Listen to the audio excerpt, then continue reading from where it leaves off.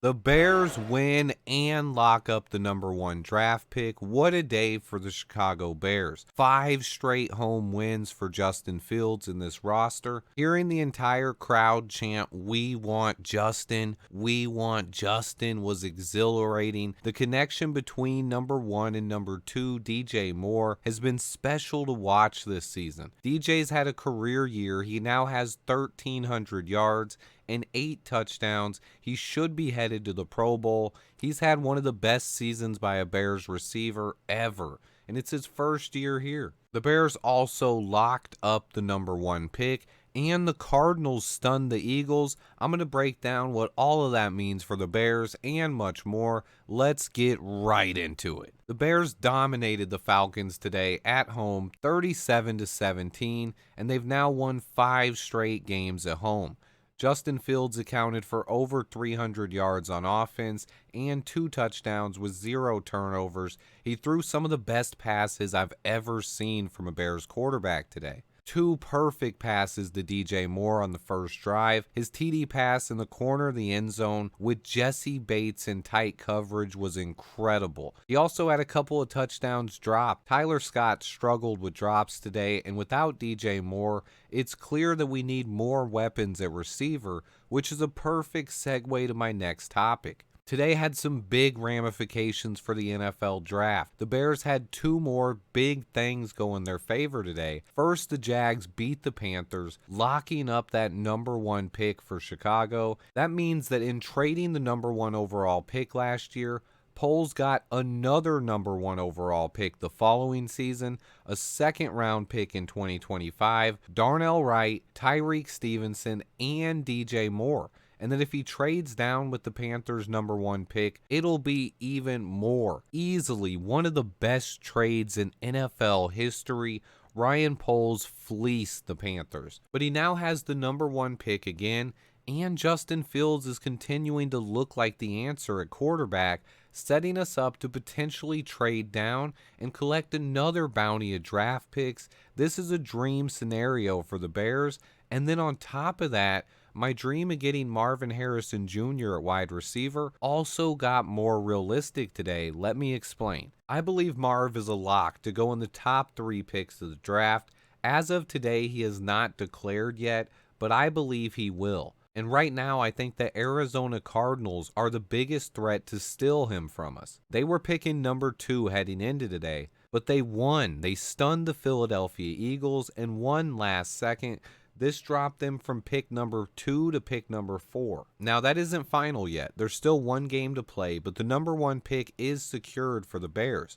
But this opens up another fantastic opportunity and gives Ryan Poles even more flexibility with this #1 pick. You guys know I want Marvin Harrison Jr.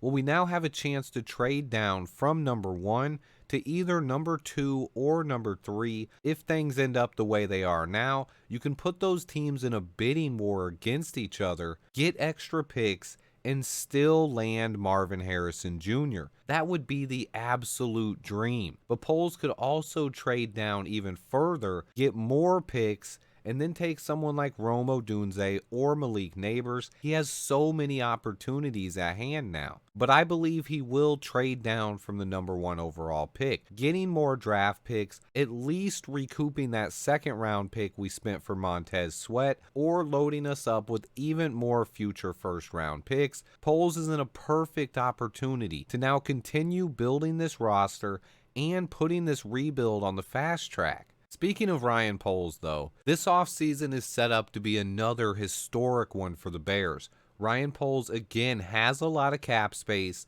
and now has 2 first-round picks, including the #1 overall pick. On top of that, a lot of his draft picks have been playing awesome. You have to love the way that a lot of these young guys played today. We saw almost all of the rookies and second-year guys contributing. Tyreek Stevenson had 2 interceptions. Jervon Dexter had 2 sacks. Kyler Gordon had a big interception. Jaquan Brisker had a good game.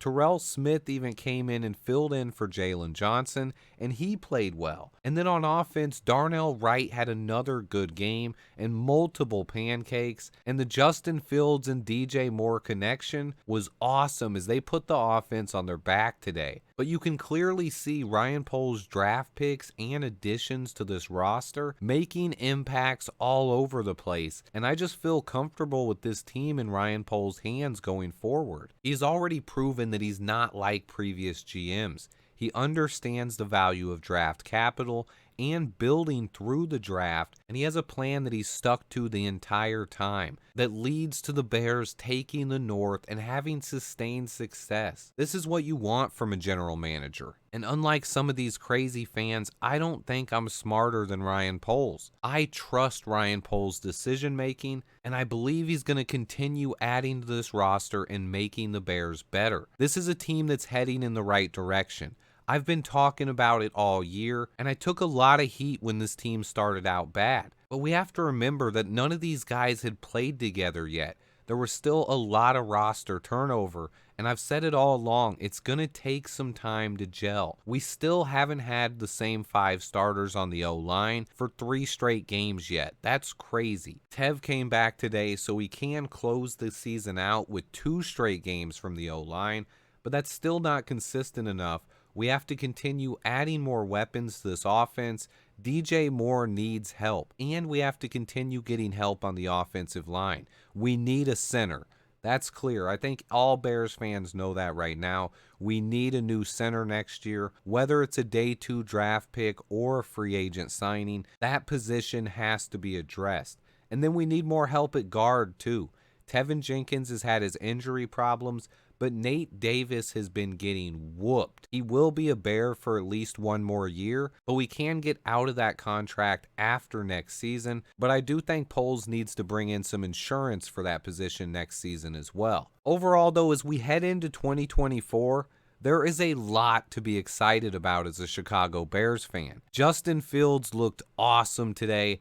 DJ Moore looked awesome. Our defense again looked awesome, and we locked up the number 1 pick, and we have a better chance to trade down and still land Marvin Harrison Jr. The options heading into this historic offseason are just so exciting, and as a Bears fan, you have to be excited. If you're still negative and mad right now, I don't know what to tell you. It's a perfect opportunity to distance ourselves from those negative fans and focus on the future in Chicago. The rebuild is on track, and the Bears look great. Nothing would be better than to end the season with a win in Green Bay and to knock the Packers out of the playoffs.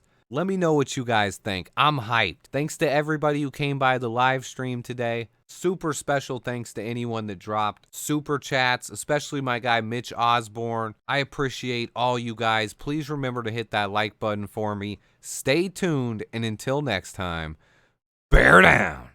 Here's a live sample of the crowd chanting for Justin today.